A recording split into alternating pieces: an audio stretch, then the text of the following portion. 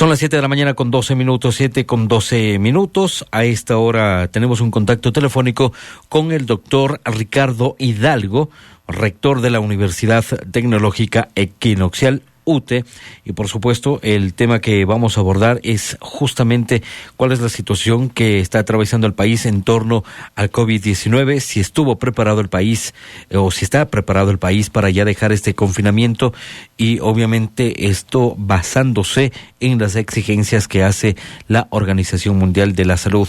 Doctor, gracias por aceptar este diálogo con nuestro medio de comunicación.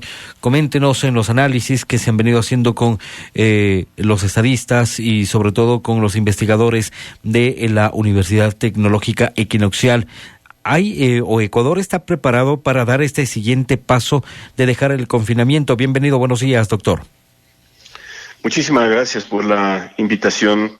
Resulta claro que las condiciones para decidir el retorno a las actividades productivas no se han cumplido ni de lejos en el país. La Organización Mundial de la Salud emitió hace ya varios días unos requisitos mínimos que las autoridades deberían tomar en cuenta para volver a lo que se ha denominado la nueva normalidad. En primer lugar, la transmisión del virus debería estar absolutamente controlada. Y eso no lo sabemos. Esto es debido a la inestabilidad en los datos que se han venido publicando diariamente a través de los medios de comunicación emitidos por el COE. Con estos datos prácticamente es imposible hacer un seguimiento de la curva epidemiológica. No sabemos si es que esta curva se ha aplanado, entre comillas, y las evidencias que tenemos por las noticias que nos llegan a través de la prensa es que hay un repunte en varias provincias. Por ejemplo, en Manabí está claramente establecido que hay un repunte. En Pichincha el sistema de salud está prácticamente desbordado y por lo tanto no se ha cumplido con el control de la transmisión del virus. En segundo lugar, la OMS recomienda que los sistemas de salud deberían estar preparados para rastrear cada contacto. Y aquí viene un gran problema. Se han estado mezclando las pruebas de PCR con las pruebas rápidas que tienen una baja sensibilidad y por lo tanto hay, digamos de alguna manera, mucho riesgo de que estas pruebas no nos ayuden a saber exactamente dónde están los asintomáticos, que son los portadores de la enfermedad y los propagadores de la enfermedad. Esto también es un problema porque van a haber rebrotes a lo largo del tiempo y no existe la seguridad de haber controlado el foco inicial de la epidemia. No hay protocolos ni medidas preventivas en los lugares de trabajos. No se ha hecho absolutamente nada para educar a la población. Lo único que se ha hecho es criticar su indisciplina, comentar que están saliendo sobre todo la gente de los barrios urbanos marginales, que son gente pobre, que no tienen cómo ganarse el pan de cada día. Hay mucha gente por ahí que comenta que prefieren morirse del coronavirus a morirse del hambre o que su familia, sus hijos se mueran del hambre. No se han hecho en este sentido campañas por parte del gobierno. Ahora también la Organización Mundial de la Salud lo que pide es que se disminuyan los riesgos de nuevos brotes en pacientes o en personas con enfermedades catastróficas, pacientes vulnerables y por supuesto en las residencias de ancianos. Entonces, como usted puede ver, realmente no existen las condiciones, las informaciones que tenemos o los datos sobre los que se ha basado en tomar la decisión para volver a la normalidad no tienen nada que ver con lo que está ocurriendo en nuestro país. Decir que la epidemia está controlada porque las llamadas telefónicas al 171 o al ECU 911 han disminuido, realmente es no conocer la realidad, porque la disminución en el número de llamadas puede indicar que la ciudadanía simplemente ya no llama porque no les contestan o porque hay una falta de confianza en el call center.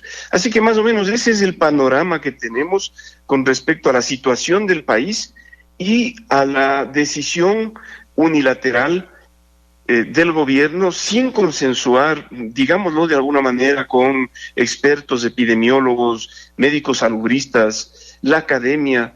Y por supuesto que esta falta de información de alguna manera atenta contra los derechos humanos y contra la democracia, porque la población tiene el derecho de estar absolutamente informada. Ahora, doctor, con toda esta situación, ¿cuál debería ser la posición que deba tomar el gobierno nacional en cuanto se refiere al manejo de las cifras? Y con estas ya irse basando o trazando un camino para dar los siguientes pasos que se han establecido previamente.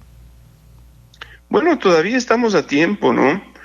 Se deben transparentar las cifras. Realmente el manejo de las cifras desde el inicio de la crisis y de esta emergencia sanitaria no ha sido del todo transparente, que digamos. Fíjese la catástrofe que ha ocurrido en Guayaquil y en la provincia del Guayas, y hasta ahora los reportes que se dan no tienen nada que ver con la realidad. Hay diarios internacionales que se han hecho eco.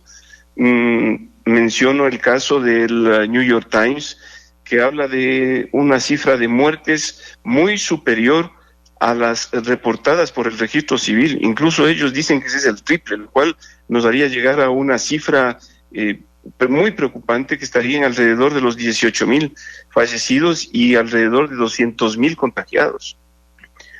Ahora, con toda esta situación, doctor, ¿se debe llamar a la conciencia y qué otras acciones debería tomar el gobierno nacional para aquellos sectores que no han podido ser atendidos o que vivían de actividades económicas diarias, para que justamente puedan quedarse en casa y cumplir con este aislamiento y también con esto reducir posibles contagios?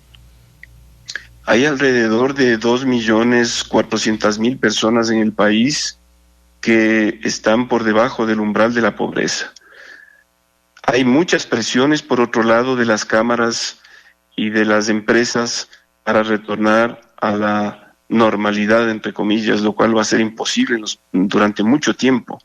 Pero, sin embargo, el gobierno lo que debe hacer es centrarse en defender a la población más pobre.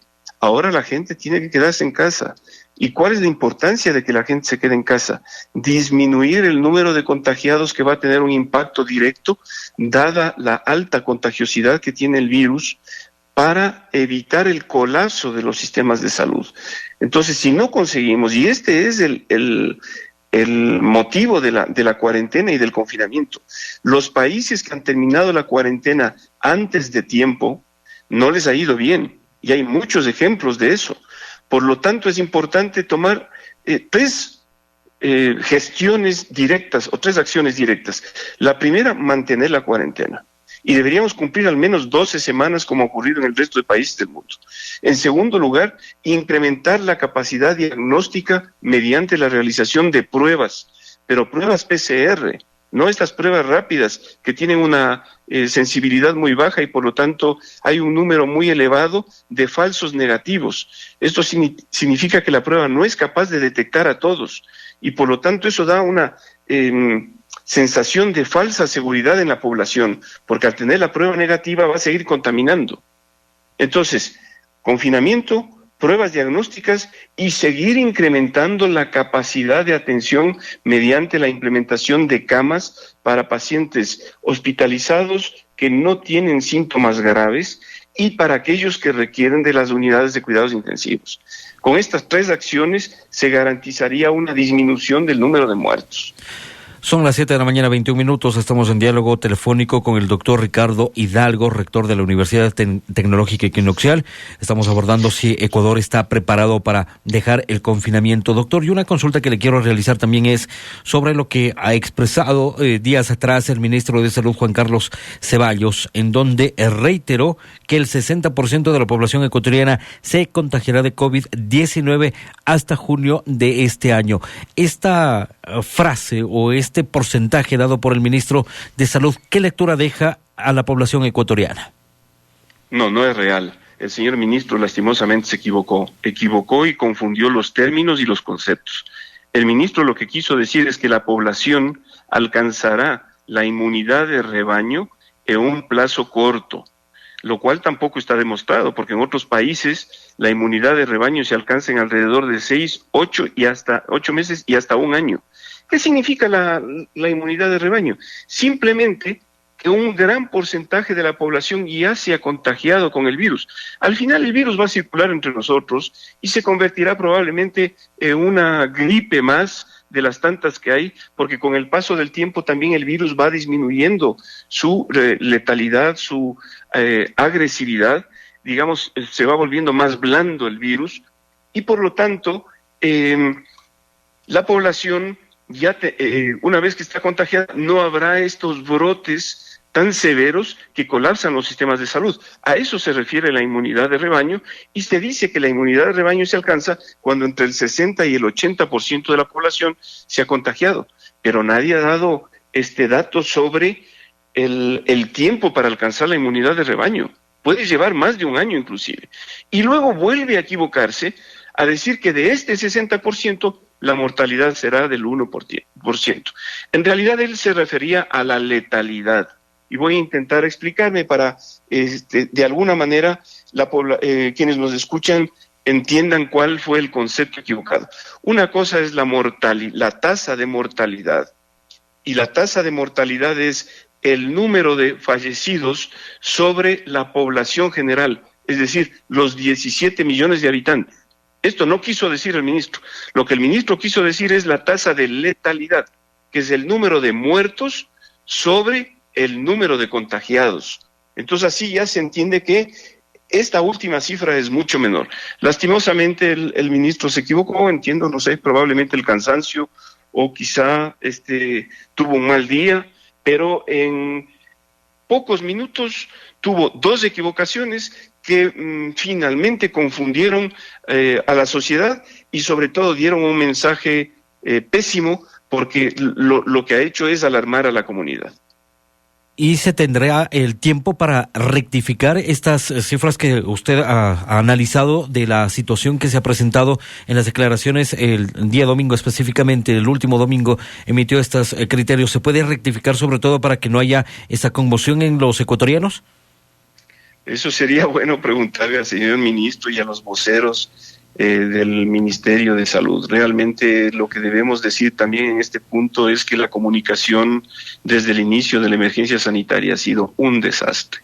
No ha habido ni la transparencia ni la presencia de expertos leyendo curvas epidemiológicas, y tampoco se han cuidado de cometer errores. Fíjese que el último fin de semana teníamos más contagiados que el día lunes. Luego dijeron que ha sido por el número de las pruebas, que han estado mezclando las pruebas PCR con las pruebas rápidas. Han estado haciendo una mezcolanza de datos ahí que terminan finalmente no solo confundiendo a los expertos, que intentamos de alguna manera entender cuál es el comportamiento de la epidemia, sino que terminan confundiendo a la población general. Y el mensaje que se da es realmente deplorable, ¿no?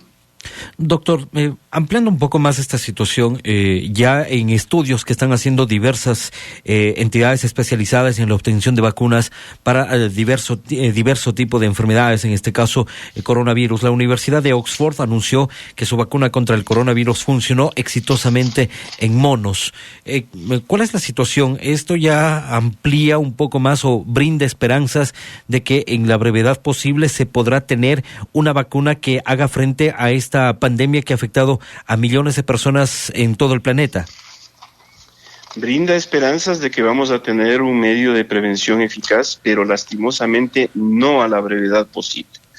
Hay que pasar desde la experimentación animal a la experimentación en seres humanos. Hay que determinar cuál es la dosis exacta que de alguna manera logre controlar, o mejor dicho, crear una inmunidad dentro de las personas que son vacunadas, pero sin provocarle efectos secundarios. Hay antecedentes de vacunas que han provocado desastres. Por lo tanto, hay que cumplir con una serie de protocolos de la investigación clínica, y eso lleva meses y a veces años. Pensamos que dado el estado del arte de la investigación y de la ciencia en la actualidad, quizá en un tiempo de un año y medio podamos tener ya la vacuna. Esa vacuna además deberá ser comprada por los gobiernos, porque no será una vacuna barata. En este momento hay muchos centros que están investigando para poner en el mercado la vacuna. Sin embargo, hay que pensar que no todos están investigando simultáneamente, porque aquí hay intereses económicos, esa es la realidad, y la vacuna no va a salir barata y serán los gobiernos los que tendrán que asumir el costo para cubrir a la población, sobre todo a la población más vulnerable, y en este caso nos estamos refiriendo a pacientes mayores de la sexta década de la vida que tienen enfermedades que han visto, que se ha visto incrementan el riesgo, como por ejemplo hipertensión, diabetes, pacientes que están sometidos a terapias contra una infinidad de enfermedades malignas y por lo tanto tienen una disminución de su capacidad de defensa, embarazadas, etcétera. Doctor, el hecho de que este estudio, como usted bien lo detalla y lo explica, ahora tiene que darse el siguiente paso en realizar las pruebas en humanos para ver su efectividad y qué reacciones puedan generarse estas. Pero el hecho de que se haya ejecutado este tipo de pruebas en monos, macacos, rhesus, que quizá tengan ese acercamiento a los humanos en términos biológicos, ¿puede simplificar el que se puedan obtener pruebas que sean contundentes para combatir este virus? No, de ninguna manera. La experimentación animal, y a veces dependiendo de la línea de investigación, se hace en monos, en cerdos, en hámster, en perros, etcétera, no implica necesariamente que la efectividad o la eficacia de la vacuna, en este caso, en este grupo de monos, animales de experimentación, vaya a ser exactamente igual en los seres humanos. Hay que tomar en cuenta otra serie de factores farmacocinéticos y sobre todo llegar a determinar si la vacuna que se está experimentando sirve para la gran mayoría de los virus circulantes. Tomar en cuenta que los virus mutan y es posible que ya existan pequeñas o un número no determinado de virus que ya tienen otras características y por lo tanto esta vacuna no va a cubrir. Así que hay que tomar en cuenta varios aspectos. El mundo de la inmunología y de la infectología es muy complejo y, como les repito, se requieren de mucho tiempo para llegar a poner en el mercado un producto, en este caso una vacuna, que tenga la seguridad o que promueva la inmunidad de un gran porcentaje de la población. Doctor, es decir que para el mundo científico no estuvo preparado también para encarar este tipo de virus por su agresividad, indicamos, ¿no estuvo preparado para aquello?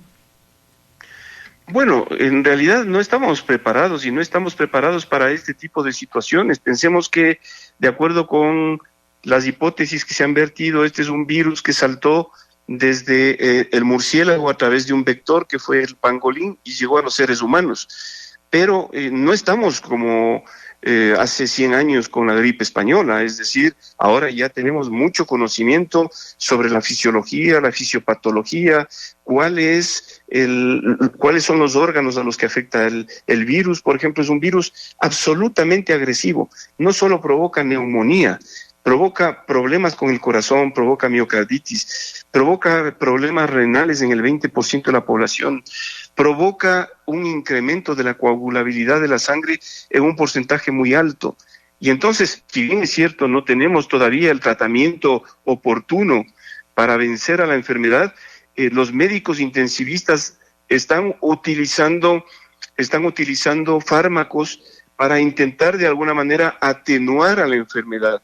Es decir, se usan antiinflamatorios, se usan anticoagulantes, se están utilizando antirretrovirales, se está empleando respiradores de alta gama que permiten mantener la función respiratoria ante un cuadro absolutamente inflamatorio que es letal, produce unas hemorragias a nivel pulmonar que no se ha visto en el pasado. Doctor, volviendo nuevamente a la situación de nuestro país, el último fin de semana el presidente de la República informó sobre la semaforización que va a tener cada cantón y dependiendo de esta, cada uno de los alcaldes tomarán las decisiones de pasar a cada una de estas etapas. la posesión de, en su mayoría, lo que se ha podido recabar a través de la información a nivel nacional, acá también en la ciudad de Cuenca, en la provincia de La Suay, la provincia del Cañar, es que se mantendrán en rojo a partir del 4 de mayo. Esto también deja a las claras de que los alcaldes están teniendo una visión concreta y en donde también se ha solicitado se clarifiquen las cifras para saber cómo hacer frente a esta pandemia. Bueno,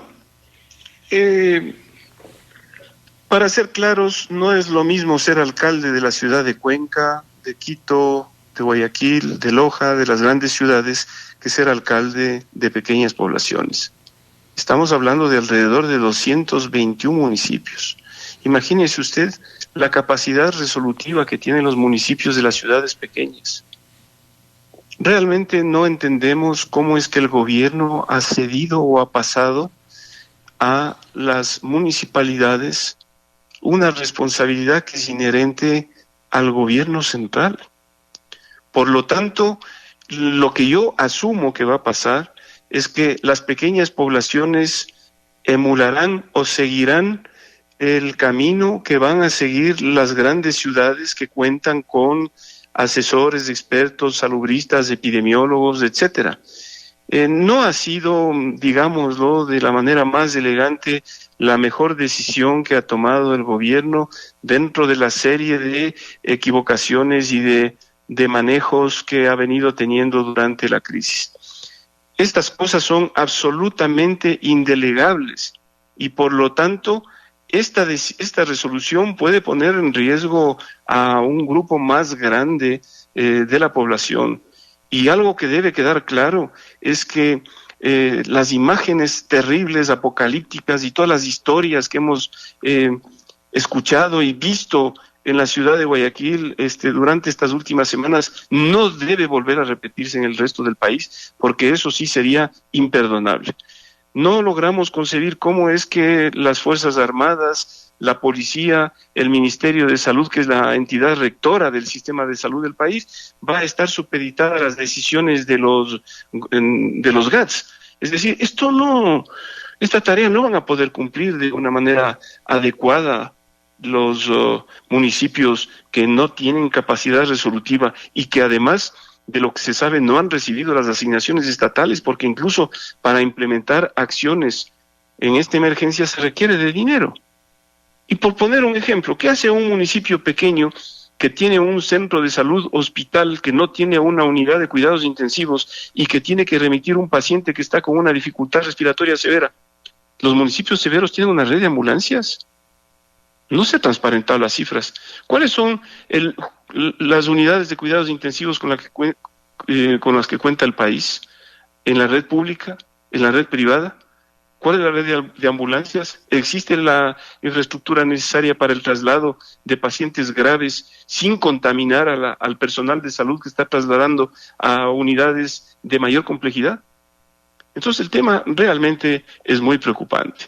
Se están pasando unas decisiones y una responsabilidad, están pasando la pelota a los municipios, no sé con qué fines.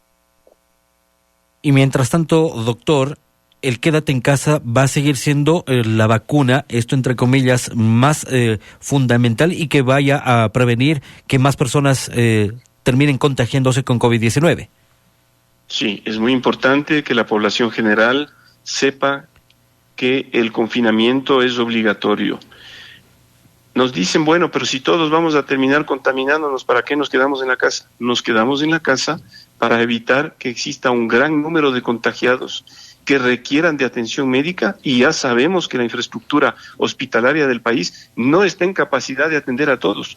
Por lo tanto, no es lo mismo tener una sintomatología moderada que presentar un caso severo que requiere una cama en unidad de cuidados intensivos, y cuando busquemos esa cama no la vamos a encontrar ni en el sistema público ni en el sistema privado. Eso es lo que debe entender la ciudadanía. La capacidad de contagio de este virus es demasiado alta y no está el sistema de salud pública en condiciones de atender a todos los pacientes si es que se produce una alta contagiosidad, y como ha ocurrido en la ciudad de Guayaquil. Doctor, y para finalizar y cambiando de tema, una última consulta que le queremos realizar a usted. Ha habido también preocupación en los estudiantes de las universidades, sobre todo privadas, sobre el pago de las colegiaturas. Le queremos consultar a usted si la universidad como tal ha considerado también facilidades de pagos a los estudiantes, a sus representantes ante la situación económica por la que estamos atravesando. Bueno, sí, le quiero comentar lo siguiente. En primer lugar, debo aclararle que la Universidad UTE ya no es la Universidad Tecnológica Equinoccial, esa era la denominación antigua de la universidad.